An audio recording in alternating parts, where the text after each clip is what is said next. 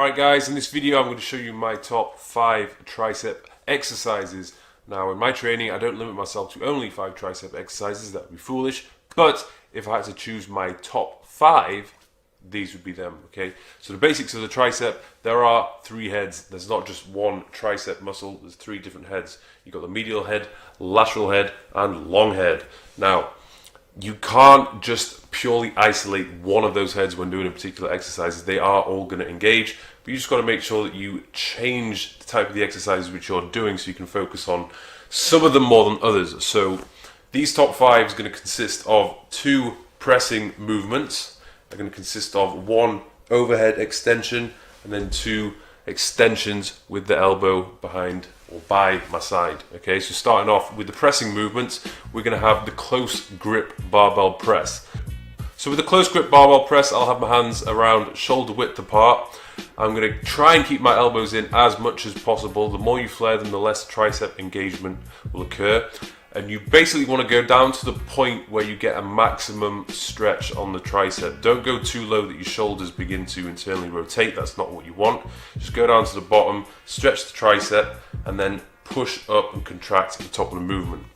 The next pressing exercise would be the dips, okay? So you're just basically changing the angle of your torso in this one.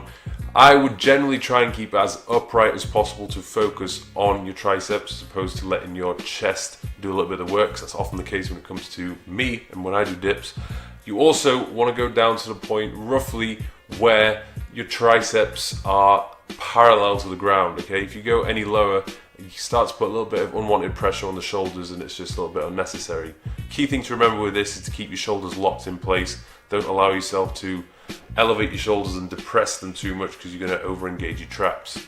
The next tricep exercise is the upright double rope cable extension. Now the reason why I've done a double rope is to maximize the range of motion as much as possible. So I'm getting a peak contraction at the bottom of the movement and I'm fully lengthening my triceps at the top. Keep in mind that the cable attachment height and the distance you stand from the actual cable station itself is going to affect where the tension is placed at different points in the movement. So I wouldn't always have the cable attachment at the same height and I wouldn't always stand at the same position. I would vary it from time to time to overload different points in the movement.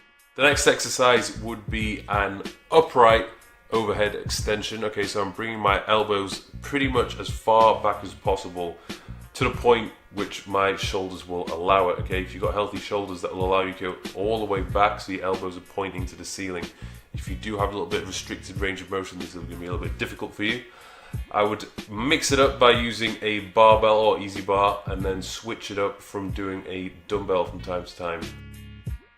The next exercise is a bent over cable extension, but in this example I'm leaning forward on the bench. So the reason I'm doing it on a bench is just to eliminate any swinging or momentum which could potentially be created by other muscle groups. So I'm keeping my torso fixed in place. Same with my elbows, they're not moving whatsoever.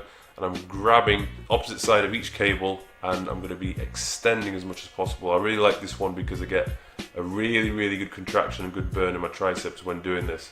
Keep in mind that the angle of the bench is going to determine which point in the movement is going to be the most difficult. So I vary it from time to time so you can actually target all different points within the strength curve.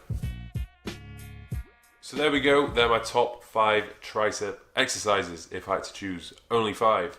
Keep in mind that the triceps, the 3 tricep heads, actually make up for 2/3 of the volume of your arm, okay? So when it comes to training your arms, you probably want to spend a little bit more time or allocate more training volume to training the triceps, as that's what's actually going to give your arm more thickness and fullness to it.